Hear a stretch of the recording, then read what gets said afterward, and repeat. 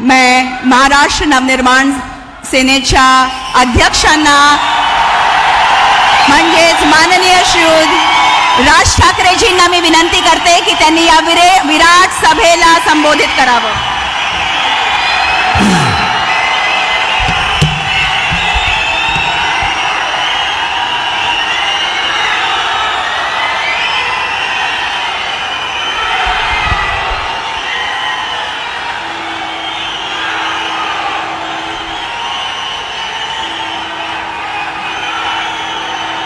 पंडित जवाहरलाल नेहरू याच्यानंतर हिंदुस्तान से तिसऱ्यांदा पंतप्रधान बनणारे माननीय पंतप्रधान नरेंद्र मोदी जी,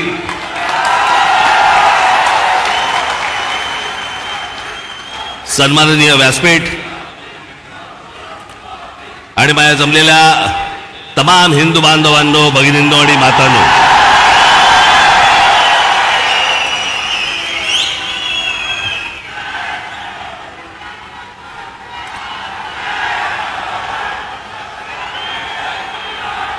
मोदीजी आपण मुंबईमध्ये याच्या अगोदर अनेकदा आलात, पण बरोबर 21 वर्षानंतर आपण आज शिवतीर्थावरती इथे आलात। मला आजही आठवते त्यावेळेला आपण इथे कमळामधनं बाहेर आला होतात आणि 2014ला आपण कमळ बाहेर काढलं।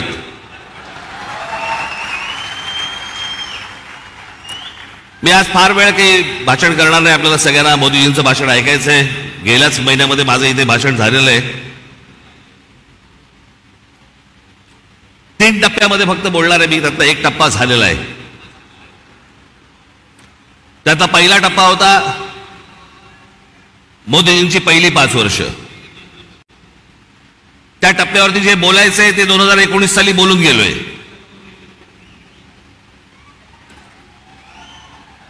ओरली आता गेली 5 वर्ष। मला असं वाटतं आता देवेंद्रजी, मुख्यमंत्री अजितदादा, इतर सर्वांनी, उद्धव ठाकरे, शरद पवार आणि इतर सर्व माणसांवरती वेळ घालवला। मला असं वाटतं त्यांच्यावरती बोलायची गरज नाही। जे सत्तेतच येणार नाहीये त्यांच्याबद्दल आपण का बोलतो?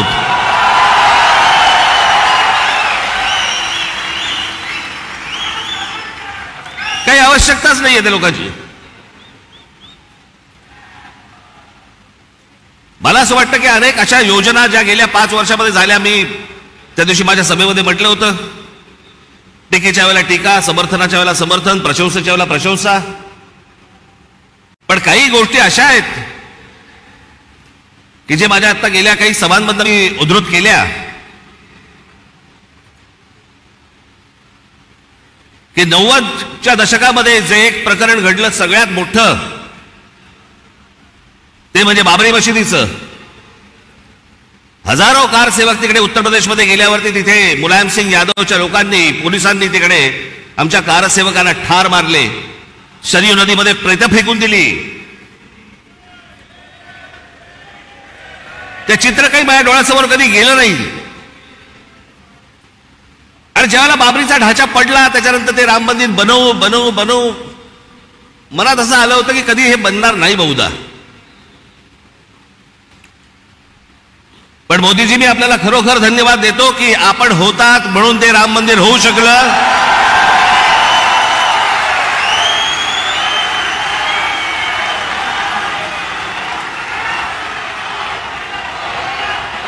अन्यथा ते झालंच नसतं।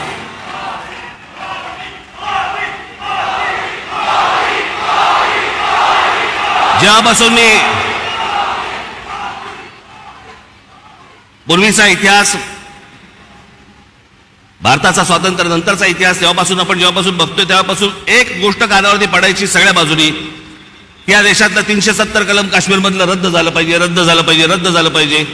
इतक्या वर्षात जी गोष्ट होऊ शकली नाही ती नरेंद्र मोदीजींनी त्यांच्या पंतप्रधान पदाच्या कारकिर्दीमध्ये ती करून दाखवली। आज त्याच काश्मीरमध्ये जाऊन तुम्ही जमीन घेऊ शकता, जागा घेऊ शकता, तो एक भारताचाच एक भाग आहे हे आत्ता सिद्ध झालं.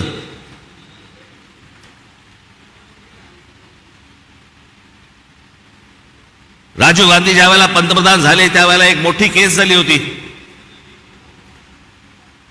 आणि एक प्रकरण सुप्रीम कोर्टामध्ये होतं आणि सुप्रीम कोर्टाने निकाल हा शाह बानो नावाची एक महिला होत्या त्यांच्या बाजूने लावला होता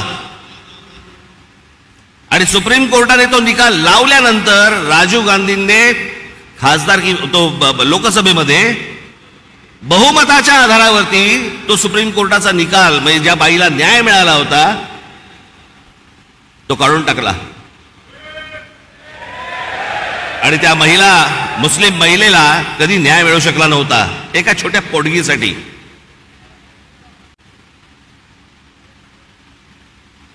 पण मोदीजींनी ती एक गोष्ट करून दाखवली की तो ट्रिपल तलाक तलाक तलाक तलाक तो कायदाच रद्द करून टाकला आणि हिंदुस्थानातल्या सगळ्या जेवढ्या मुस्लिम महिला आहेत त्यांच्यामध्ये एक समाधानाचं वातावरण झालं की रात्री आपला नवरा आला, शुद्धीत आहे का बेशुद्धीत आहे माहित नाही, पण समजा उद्या तलाक तलाक तलाक बोलला तर करायचं काय पुढे,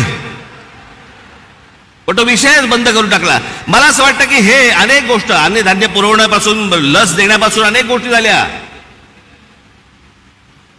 पण मी या सगळ्या गोष्टींना सर्वात धाडसी निर्णय मानतो. ही गोष्ट करून घेणं इतकी वर्ष जी होऊ शकली नाही ती गोष्ट मला असं वाटतं करून घेणं हे मला असं वाटतं की सगळ्यात महत्वाची गोष्ट आहे असं मला वाटतंय. अनेक योजना राबवल्या गेल्या अनेक वर्षांमध्ये. आज मोदीजी मी फक्त आपल्या समोर उभा आहे पुढच्या 5 वर्षासाठी. या पुढच्या 5 वर्षामध्ये आमच्या सर्वांच्या महाराष्ट्राच्या आपल्याकडनं अनेक अपेक्षा आहेत. त्या मला फक्त अपेक्षा आपल्या समोर फक्त बोलून दाखवायच्या आहेत.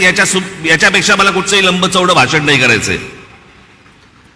त्यातली पहिली अपेक्षा आहे की गेले अनेक वर्ष खितपत पडलेला मराठी भाषेला अभिजात भाषेचा दर्जा मिळावा.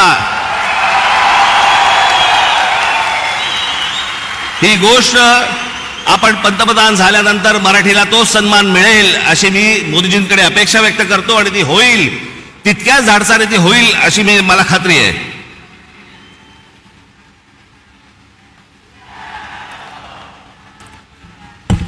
दुसरा विषय, कारण बाकीचे कसं आहे बाकीच्या सगळ्या गोष्टी महाराष्ट्रामध्ये करण्यासाठी म्हणून आमचे देवेंद्रजी आहेत, एकनाथराव आहेत, अजितदादा आहेत, बाकीचे करतील. पण या देशाच्या अभ्यासक्रमामध्ये या देशावरती साधारणपणे 1000 वर्ष परकीयांनी राज्य केलं, पण त्या 1000 वर्षामधली 1400 वर्ष हे मराठा साम्राज्य होतं या संपूर्ण हिंद भूमीवरती. त्या मराठा साम्राज्याचा इतिहास हा शालेय शिक्षणामध्ये मुलांना लहानपणापासून शिकवला जावा की जेणेपासून हा देश कसा उभा राहिला हे या अख्ख्या देशातल्या मुलांना आणि भविष्यातल्या पिढ्यांना कळेल. तिसरी गोष्ट, समुद्रामध्ये शिवछत्रपतींचा पुतळा कधी उभा राहील नाही राहील मला माहिती नाही, पण माझी विनंती आहे की आमच्या शिवछत्रपतींची खरी जर स्मारकं कुठची असतील तर आमच्या शिवछत्रपतींचे गड किल्ले आहेत.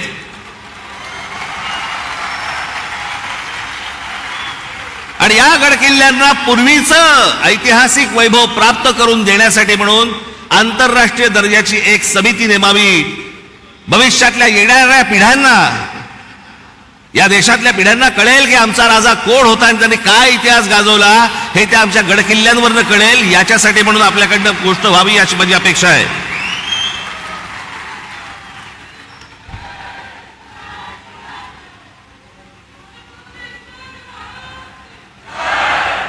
चार पाचच गोष्टी आहेत, माझ्या फार नाही आहेत.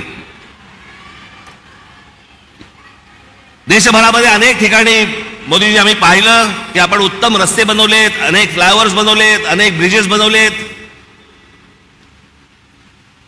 माझी आपल्याला कळकळीची विनंती आहे की गेल्या 18-19 वर्ष आमचा मुंबई गोवा महामार्ग हा अजूनही तसाच आहे, अजूनही तसाच खड्ड्यामध्ये आहे. तो लवकरात लवकर व्हावा अशी माझी आपणा सर्वांना विनंती आहे. मगाशी रामदासभाईंनी उल्लेख केला, मोदीजी आपण पण आपल्या अनेक सभांमधून पण सांगितलं, पण आज जरा खडसावून सांगावं की या भारतामध्ये डॉक्टर बाबासाहेब आंबेडकरांनी जे उभं केलेलं जे संविधान आहे त्या संविधानाला कुठेही धक्का लागणार नाही. तुम्ही लावणार कधीच नव्हतात, पण जे विरोधक ज्या प्रकारचा प्रचार करतायत मला असं वाटतं त्यांची तोंड एकदाचीच बंद व्हावीत की जेणेकरून परत त्यांची तोंड उघडली जाणार नाहीत, अशी अनेक जनतेची या महाराष्ट्रातली अपेक्षा आहे. या देशामध्ये अनेक करोडो मुसलमान आहेत, लाखो मुसलमान आहेत, देशभक्त मुसलमान आहेत, जे या देशावरती प्रेम करतात, जे या देशावरती खरंच त्यांची निष्ठा आहे. खरं तर सांगायची गरज नाही, पण काही मुठभर आहेत जे आज उद्धव ठाकरे आणि काँग्रेसला जे पाठिंबा देणारे आहेत ना, त्यांचा उद्देश हा फक्त गेल्या 10 वर्षात त्यांना डोकं वरती नाही काढता आलंय. आणि ते डोकं वरती काढण्याचा मार्ग कोणता, तर काँग्रेस सारखा सुलभ मार्ग नाही. याच्यासाठी म्हणून ते आज त्यांना सगळ्यांना पाठिंबा देत आहेत. पण लाखोच्या संख्येने, करोडोच्या संख्येने आज मुसलमान आपल्या बरोबर आहेत. त्याला एक शाश्वती पाहिजे, त्याला मनात आदर आहे, तो काम धंदेवाला आहे, त्याला काम करायचं या देशामध्ये, तो या देशाचा नागरिक आहे, पिढ्यानपिढ्या राहणार आहे. पण मला असं वाटतं की हे जे मुठभर आहेत, हे ओवेसी सारख्या ज्या अवलादी आहेत, यांच्या मागून फिरणारे जे लोक आहेत, यांचे जे अड्डे आहेत, हे अड्डे एकदा तपासून घ्या. तिथे माणसं घुसवा, देशाचं सैन्य घुसवा आणि हा देश एकदा कायमचा सुरक्षित करून टाका. म्हणजे आमच्या आया बहिणींना याच्यापुढे देशामध्ये फिरताना कोणत्याही प्रकारचा त्रास इथे होणार नाही, अशी मी आशा अपेक्षा बाळगतो. आणि शेवटचं म्हणजे आमची मुंबईची रेल्वे, लाखो प्रवासी या रेल्वेने प्रवास करतात. या प्रवास करणाऱ्या रेल्वेच्या संपूर्ण यंत्रणेवरती आपण केंद्र सरकारने आपण बारीक लक्ष द्यावं, जास्तीत जास्त त्याच्यासाठी पैसे द्यावे, जास्तीत जास्त ती यंत्रणा चांगली कशी होईल याच्यासाठी म्हणून आपण पाहावं. एवढ्याच फक्त मी आज अपेक्षा आपल्या समोर घेऊन आलो होतो. बाकी भविष्यातल्या येणारा हिंदुस्थान हा आपल्या हातून उत्तम पद्धतीने मोठा हो, जगात मोठा हो, घडो, ही एक आशा अपेक्षा बाळगतो आणि आपण सर्वांची मी रजा घेतो. धन्यवाद. जय हिंद, जय महाराष्ट्र.